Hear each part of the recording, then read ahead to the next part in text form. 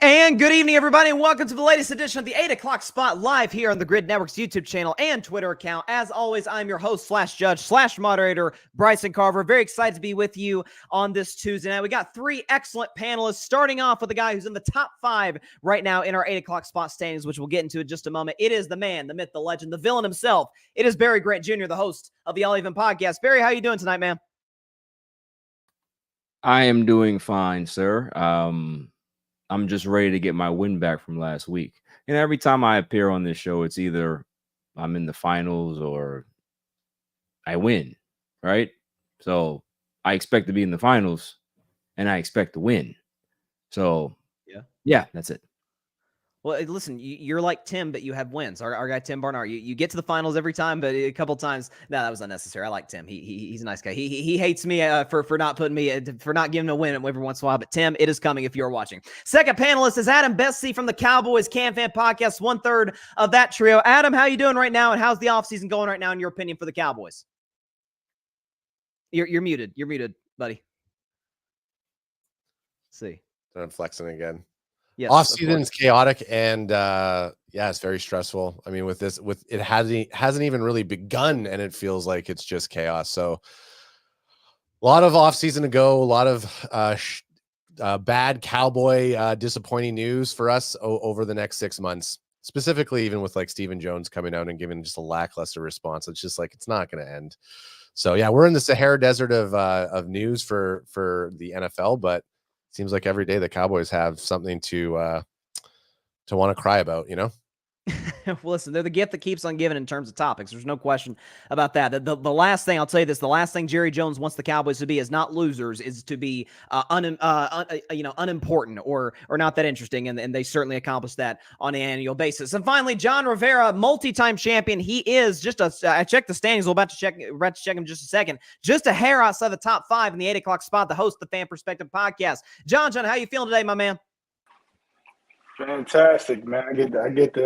I'm not like the final boss, you know. You face the bad guy at the end, you know what I mean? I'm top 5, only probably been on the show probably like 6 times total. So that's everything, baby. Let's go. When you show up, you get it done, and that's what I respect. We already got some comments up in here. Our guy Patrick Brown at the Gryd Network. What's up, fellas? Have a great show. Let the shenanigans begin, shall we? Shout out to Patrick, who writes some great articles for the Gryd Network website. AJ, your guy Adam from the Cowboys CanFan podcast, and multi-time contestant on the 8 o'clock spot. Fired up, boys? Well, that's exactly what we're about to do. And everybody, of course, feel free to chime in the comment section. Let us know what you think about what's going on. Let's check our 8 o'clock spot leaderboard real quick. And there's Mike Guida at the top. He's been at number 1 for quite some time now, over 70,000 points. He's followed by Alfred Parsard Jr., Dalton Brown, there's Barry Grant Jr., Devin Nettles, there's John Rivera, Dylan Lima, there's Adam Besse, EJ Salvovich, Ryan Flowers, Anthony Besse, Tim Barnard, Alex Johnson, and Eric Van Litten at the bottom of the standings. Let's move into our first round rules real quick. It's quite simple. Great take gives you 200 points. A good take gives you 100 points. An okay take gives you 50. And a bad take, you come home empty-handed with 0 points. We're going to talk a little NFL draft to start off the night. Caleb Williams, the presumed first overall pick, potentially for the Chicago Bears. We'll see what happens in that regards. Quarterback out of USC, but there's rumors and reports, such as from Peter King. Shout out to Peter King, who retired recently, but he wrote in his column that it's possible that the Bears could pass up drafting Caleb Williams and instead keep Justin Fields and trade that pick for multiple picks to try and build the roster around Fields going into year 4 for him. So I'll start with Barry Grant Jr. I know you're a big USC guy. Should the Chicago Bears keep the number 1 pick and draft Caleb Williams, or trade it and build around Justin Fields?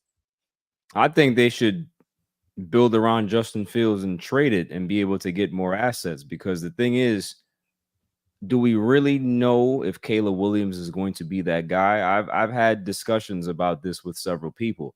I'm a USC fan. I've seen this kid up close. He's good, but is he suited to jump into a situation in Chicago that's not ready made for him to succeed right now? In USC, it was ready made for him to be good. The offense is good. You know, everything is there in regards to, he had the quarterback whisperer for you, right? And even as great as the offense was, he still struggled mightily in big games this year. So if you're going to fast forward that and put him into a situation where it's not really ideal for him to succeed this season, what are you really doing? I'd rather you deal with the devil that you already know. You know that Justin Fields is not a great quarterback. He's not a great passer of the football, but he's an athlete. So you can be able to put some pieces around him, get some weapons. Maybe you can get another good wideout or two, get him a solid running game that they can be able to really trust and rely upon. And now you can be able to do things the right way and build this team out how you want to do it. Obviously, he's still in his rookie contract. You don't have to pay him a ton of money right now. So it's best that you be able to do that, build the roster out. And if you have to make a decision in a year or two, you're in a better position than you were, last year or the year before that, 2 years from now. So I think it's better off that they go ahead and just trade the pick, keep Fields, and build the roster out, because they're not as bad as a lot of people think if they completely start to build the team out and start to kind of fill some holes that they need to fill.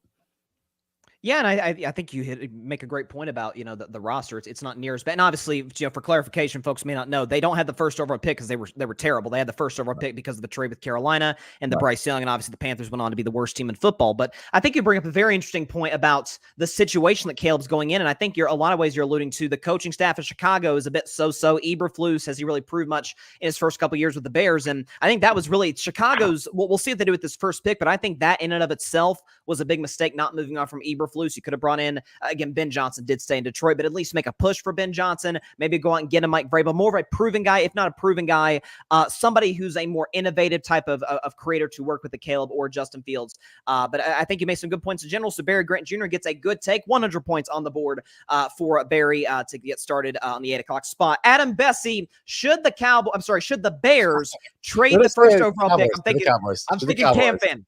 I'm thinking CanFan. Should the Chicago Bears, though, should they trade the first overall pick and roll with Justin Fields, build around him, or take Caleb Williams and then move on from Fields after that? Yeah, I 100% trade the pick, get all of the assets that you need to shore up your team in whatever way it is, in trades or picks.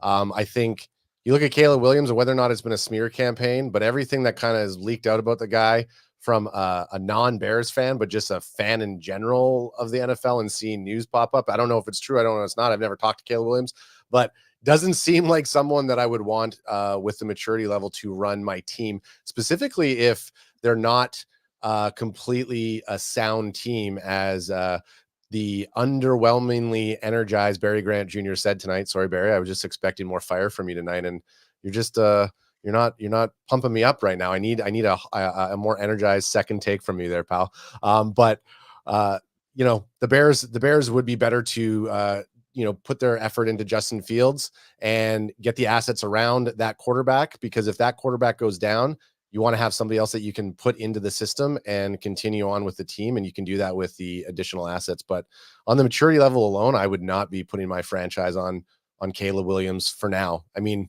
talk to him during the combine, talk to him during the selection process. Teams should be doing their due diligence, but at the end of the day, we have no idea. Look at how many round one quarterbacks have gone bust. And then other people who haven't gone first overall pick, maybe second overall pick, that have been like surefire studs like CJ Stroud. So, but yeah, Bears should be passing up on Caleb.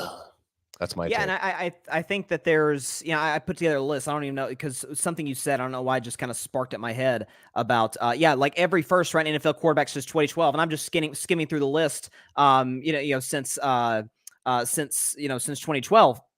But I'm looking at guys like Joe Burrow was able to succeed. But again, you look at the list, you see some Josh Rosens, you see some. I mean, remember Paxton Lynch in 2016, who the Cowboys almost got? That was like, whoa. I mean, there's been a lot of guys that have been bust. Only a few, like Luck, like Burrow, like some of those guys have been able to pan out. And so, like you said, it's not always a surefire thing. So, Adam Besse, I'm going to give you a good take. I think you make some interesting points in regards to his maturity, because like Baker Mayfield, that was a big concern for him coming in. And in some ways, that's kind of what did his career in Cleveland, at least. In a very large way. So a good take by Adam Besse. Finally, with John Rivera, would you trade the first overall pick if you were the Bears, or would you use it to take Caleb Williams? Well, first, Notre Dame always beat USC, so that's just a shot at Barry right there. Shout out the Irish. At first, I was with everyone, man. Like, keep Fields, get more picks for him and stuff like that. But I'm kind of leaning the other way now as recent days and weeks pass by, man. I mean, maturity level, like he said, I mean, everyone has that kind of thing going, especially when the draft heats up.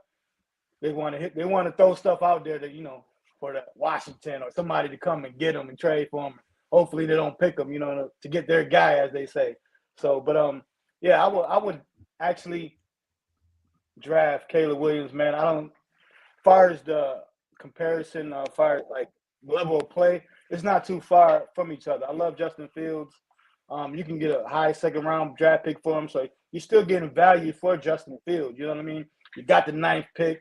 I mean, you reset the market as far as quarterback position, so then you can go all out and get more weapons. You can add Saquon Barkley if they want to add that to the backfield. You can add an offensive lineman. They made some of these draft trades to get Sweat last year from Washington. So just like you guys were alluding to, they didn't get the number 1 pick because they were that trash.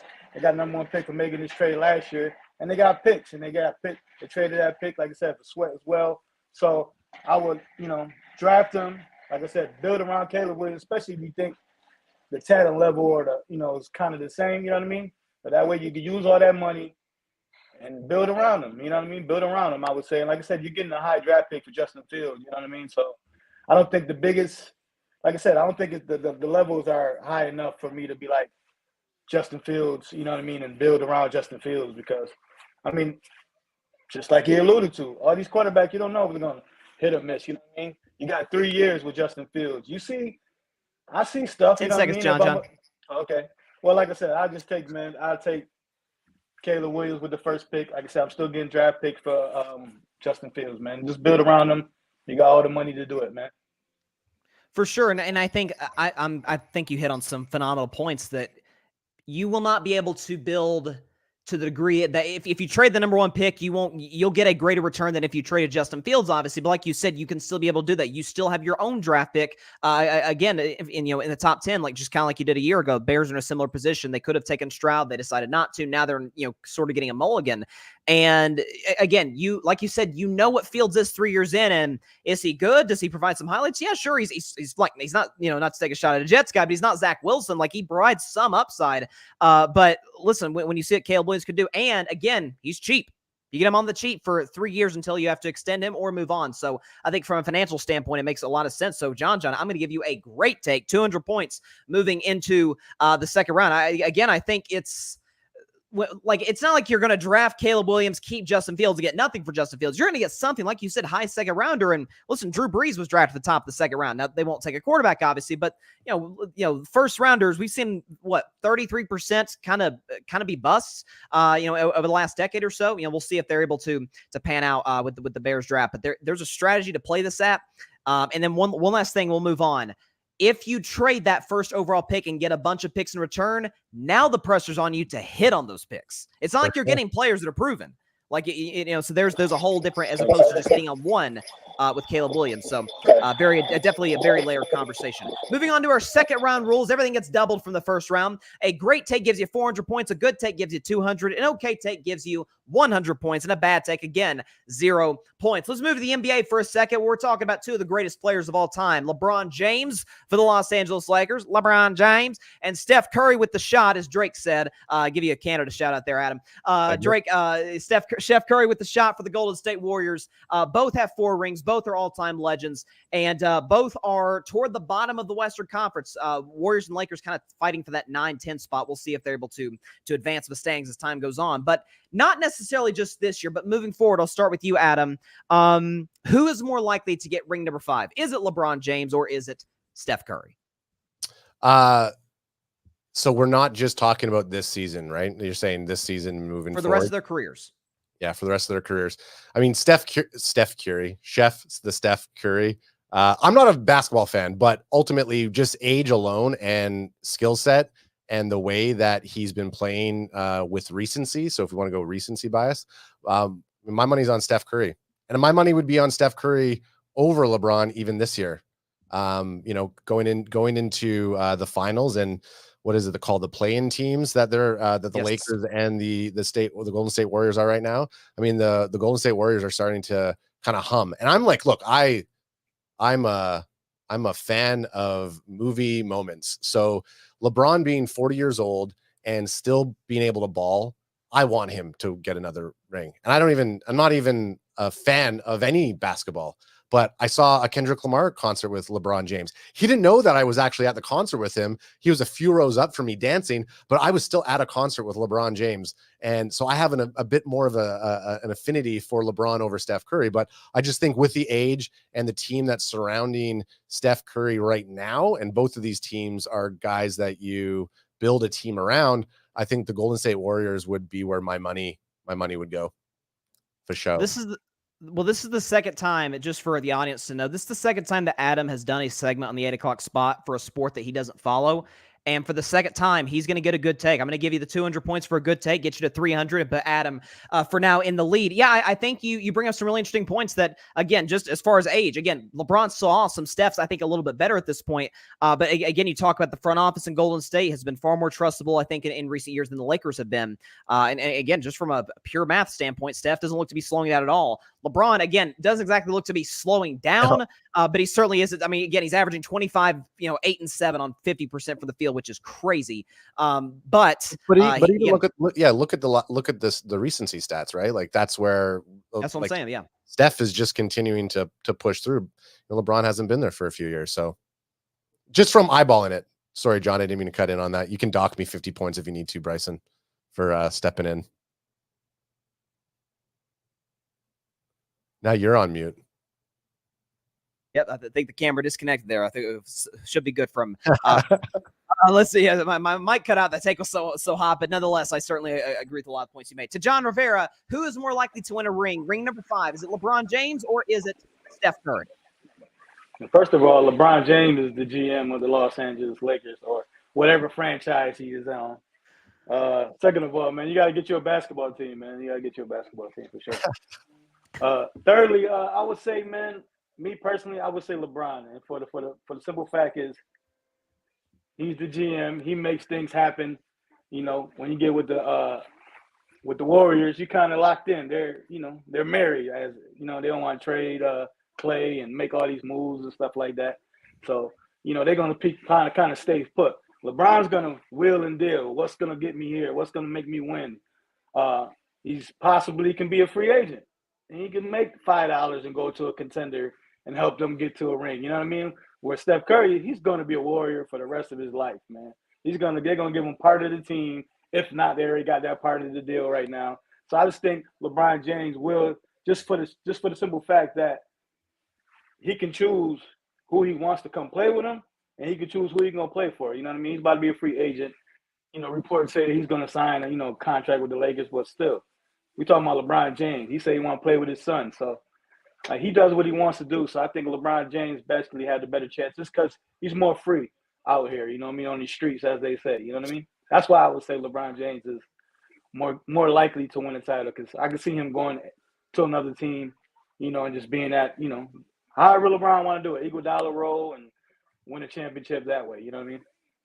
I'll tell you this. I don't think LeBron would do that. I don't think LeBron would, because listen, again, not to take shots at any Jordan fans. I know you're a Bulls fan, and MJ is worst case, the second best player. I've heard some people put him as low as 3. That's crazy.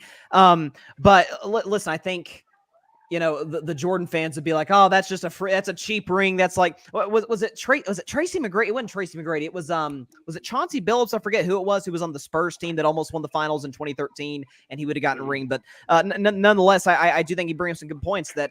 LeBron if LeBron wants to go in free agency, he could go to Miami. He could go to Philadelphia. Listen, even at age 39, going on age 40 next season, he'll have plenty of suitors out there. So I will also give John Rivera a good take, get him to 400 points. Again, back in the lead. Again, I think there's a lot of components to this that make a lot of sense. And, if you plug him into a team like Philadelphia where he could be the second best player, or a team of Miami where he'd be the best player, but if your number 2 is Jimmy Butler, you're in really, really good shape. And we know, knowing Jimmy's playoff history, so that could work. It doesn't appear Barry Grant Jr. will be able to be a part of the segment. So we will move on to our third round rules. Put up the scoring output right now. Great take gives you 800 points. A good take gives you 400 points. An okay take gives you 200. And a bad take, again, 0 points right there. Let's move back to the NFL draft for a second. The NFL scouting combine, which we're basically going into right now. Caleb Williams of USC, Drake Maye of North Carolina, and Jayden Daniels of LSU. Arguably the top 3 quarterbacks of the draft. Certainly Williams and Maye. Definitely Williams is certainly going number 1. Maye reportedly could go 2nd overall to the Washington Commanders. But none of those 3 look like, again, according to reports, that they're going to be throwing at the combine. So I will start with you, Adam. Should these quarterbacks, or really in the future, other top rated quarterbacks coming into drafts, should they throw at the NFL scouting combine? I mean, in a situation like this, where if Caleb Williams is projected to go 1st overall and he's not going to throw, then it's better for the following top 3 quarterbacks or the top 2 quarterbacks to also not throw, because what we saw in previous years, in previous drafts, is like whoever's projected to go 1st overall doesn't necessarily happen, or even who's projected to go number 2 could possibly fall into the 2nd or 3rd round, or possibly go into like later rounds and not get drafted, depending on what they possibly do at the combine. So I think in where we're at today, and the way that social media can provide like an outlet and a voice for some of these players in negative ways and also positive ways, I would be looking at my own camps, my own sessions, I would be banking on my own meetings. And then that's where I would show my teams, if I'm a surefire player, knowing what my capabilities are, and I believe I'm going to go, let's say, top 3 in the 1st round. If that number 1 person who's projected to go first doesn't decide to throw, I wouldn't be going out there to prove it. I think it's actually a smart move on the 3 guys, or the 2 guys who are Drake. What are their names? Jalen and Drake. Maye, Jayden Daniels. Yeah, Jayden Daniels and Drake Maye. Sorry, to not do it after Caleb Williams. I don't think it's not a mandatory thing. I think if you look at what the combine does, it's to try to help secure yourself a stronger spot in the draft, and show up and show out for the teams and the players, the teams and the coaches that you might not have had an opportunity to talk to. But we've seen what the combine can do to tank your results. So yeah, I think there's other opportunities for them, and I think this is a smart move for those for the other quarterbacks, based off of what number 1st overall. If Caleb Williams was throwing, I'd be getting in there and I'd be showing out. It's like that kind of competition. Yeah, I think that's an interesting way to look at it. And again, when you're talking about it's sort of like if the 1st overall pick presumably is going to be throwing, you're not out there now. Like you said, now there starts to be some questions. But again, Drake Maye, all reports. Now, again, Drake Maye seems to, from a lot of the analysts I've seen, seems to be a very polarizing figure. There are those who think he's outstanding, those who have some concerns. But I saw somebody today say they wouldn't take him in the 1st round, which I think is a little nuts. But listen, we'll see what happens with his overall process, and obviously Jayden Daniels as well, who's a good thrower of the football, Heisman Trophy winner, and a fantastic athlete. So we'll see where he pans out as well. But I'll tell you this is a good opportunity for guys like JJ McCarthy, some of these lower 1st round guys, high 2nd round guys, potentially show up and show out at the scouting combine. So I'll ask you, John Rivera, Caleb Williams, Drake Maye, and Jayden Daniels not throwing at the combine. Is this a good decision? Yeah, I think especially if you're locked in, like those 3 quarterbacks are like the 3 quarterbacks to go. Like he's gonna go, Caleb gonna go 1, and then it goes who's the Commanders gonna pick, New England's gonna pick, or who's they gonna trade out with. So yeah, if he was throwing, then like he said, I would throw too, you know what I mean? But at the same time, he's locked in at number 1. If it was like you said, JJ McCarthy, or somebody that's trying to rise up and might, you know what I mean, get into that 3rd slot or something, then you might want to throw if you're Jayden Daniels or something like that. But a lot of these guys, not even quarterbacks in general, like if you're already locked in to that, you don't got to do, you know what I mean, certain workouts, so I mean, to prove yourself, you know what I mean? Especially for the quarterbacks, like, 1 second, brother. Especially for the quarterbacks to be like throwing. So it's not going to hurt their stock. Like I said, if there was a competition for some spots, then yeah, you throw, you know what I mean? But this gives a better opportunity, like you said, for the other guys, for the other top 5 quarterbacks to, higher their stock, you know what I mean? Because you might see 5 quarterbacks get drafted in the top 10, 4, you know what I mean? But it's definitely going to be 3 that's going, and it's them 3. So it's not, I don't think they can help their stock either. You know what I mean? It's one of those kind of things. Yeah.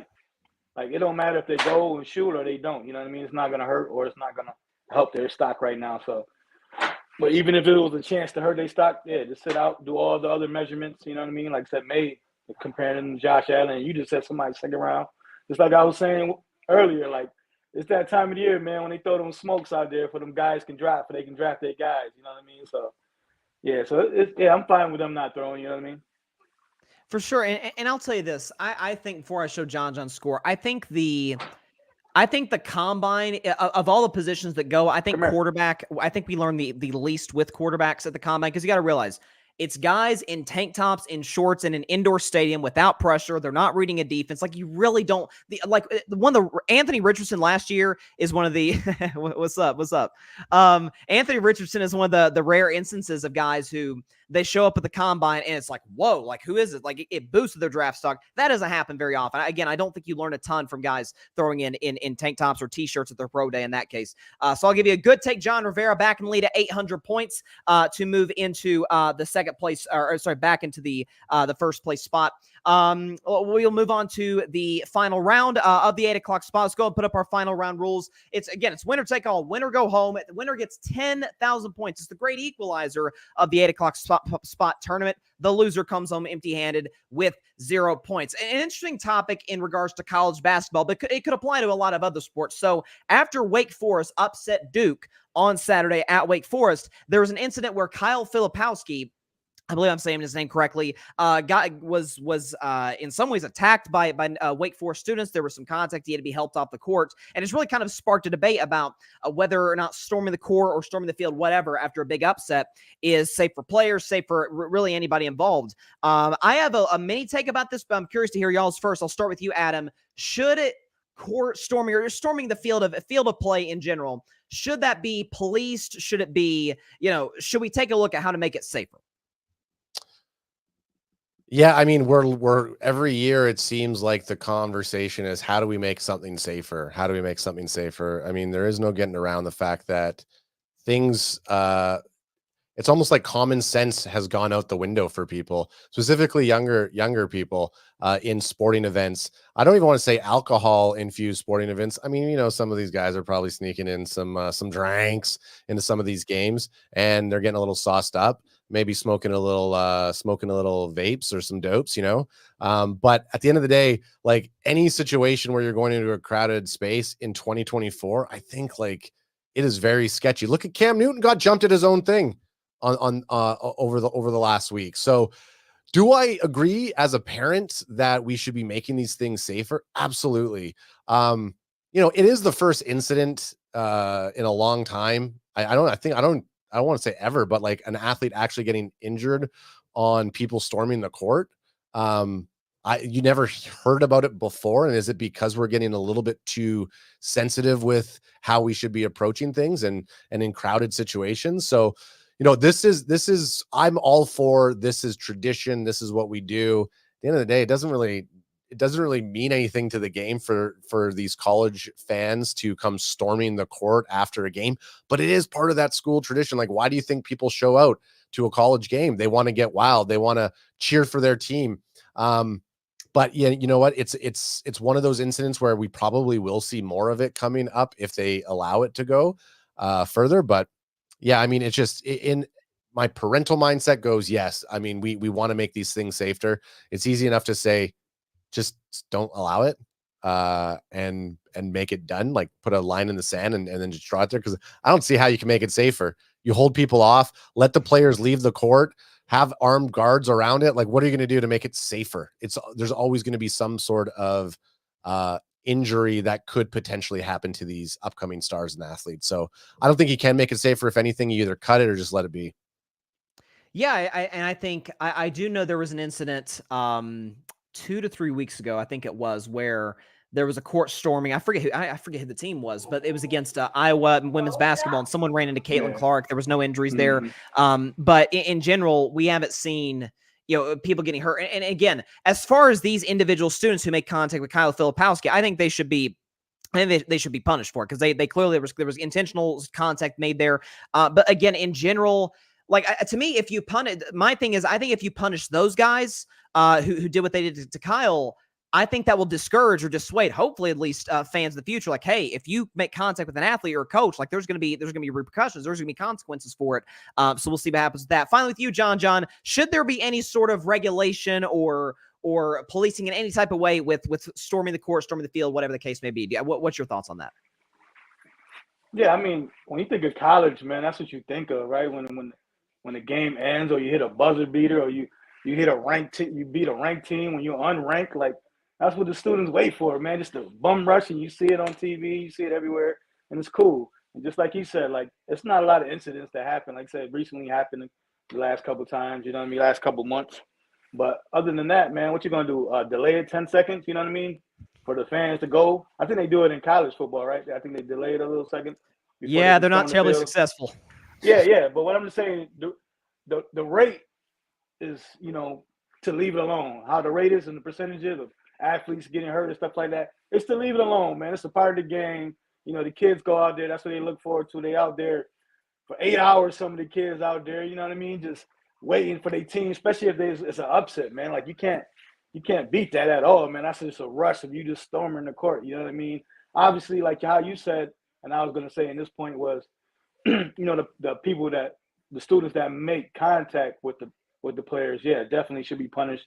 Miss a game or two, should be suspended a game or two, or for the rest of the season, you know what I mean?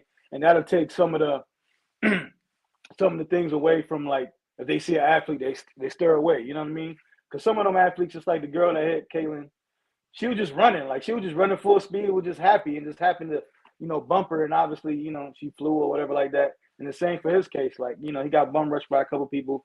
Maybe it was intentional, maybe not, but they're just excited kids, man. Like I said, they've been tailgating. They've just been waiting for this rivalry, and they were just excitement, man. So I think if you just, warn the students, like, listen, just be careful of the players. Don't try to avoid the players to the best of your possibility, best of your abilities, and then go from there. But it's definitely part of college football, man. Like just part of college football, I would say in general, is just storming the court, storming the field, and knocking down the field goal post. They stopped the field goal post, right? Knocking down the field goal post. Well, yeah, in college football, right? Yes. Yeah, that's what I mean. This is just part of the game, especially college sports, man. So leave it in. Just give the students a warning, and just don't run into the players, man, to the opposing players, and to their own players, too, that can get hurt. For sure. And I think there's a lot of, again, because this is so rare. And again, this could be a different conversation if, say, a couple of months from now, if like, I don't know, during March Madness or something happens, it's like, okay, there needs to maybe be starting, some changes need to be made. But again, a lot of it for me, and again, I guess we'll learn more about this individual case. A lot of it for me was, this was sort of an outlier incident where a couple of unruly fans that, Adam sort of brought up earlier, maybe had a little bit too much to drink, whatever the case may be. Still didn't excuse it, but, sort of the reasoning behind it, that I don't know if it was intentional to go after Kyle Filipowski, or, again, the students a couple weeks ago going after Caitlin Clark, whatever the case may be. Our guy, AJ, in the comments says, should be charged with assault or battery if you touch an athlete. Make the repercussions clear and follow through. I think that's a good way to go about it, in terms of, like, making it clear that you don't need to be, you can celebrate, you can have fun with your friends and all that, but you don't need to be, like, swinging at anybody and still have a good time. There's no question about that.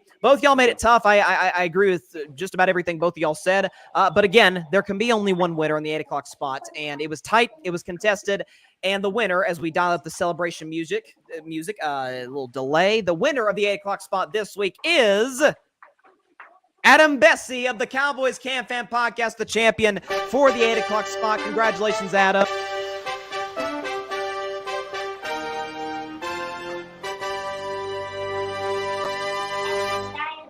Your reaction, Adam? I mean, I'm pumped. I haven't been on as much. Shows that the amount of times I have been on and winning, I should come on more so I can take down guys like Dalton off the top leaderboard. Get Barry to be a little bit more buried. I think I said something to Barry and he got upset, and so he decided to leave. We'll leave it at that. So maybe I'm starting a new kind of trend against Barry, but I appreciate these conversations, and it's one of those things where I'm holding my tongue the whole time, because when John's making points, I want to be like, yeah, that's good, and then talk to him about it. Or when Bryson's saying something, I want to say it back. So I do like the format where you kind of have to say it, and then if you didn't get your point across, then you don't have a secondary chance to get additional points. But it was good topics today when we were stretching for topics pre-show, and it was nice being on the panel here with you, John. Sorry to walk away the winner there, dog. It's all right. Two multi-time former champions on the 8 o'clock spot. Adam comes away with the title. Our guy AJ in the comments. Boosh. Very excited to see. His Cowboys CanFan compadre get the W. John, heck of a performance by you as well, my man. What's your reaction to my decision making there? Hey man, like I said, it was like you said, you was trying to pick questions to ask, man. It was definitely, close one. You know what I mean? I was good either way, man. Like I said, we both made great points. You know what I mean? Like you said, you took some of my points before I got to say it. And he was saying stuff that I wanted to say. So it was a good one. Good, man. Like I said, I always like these conversations as well, man. Different personalities come aboard.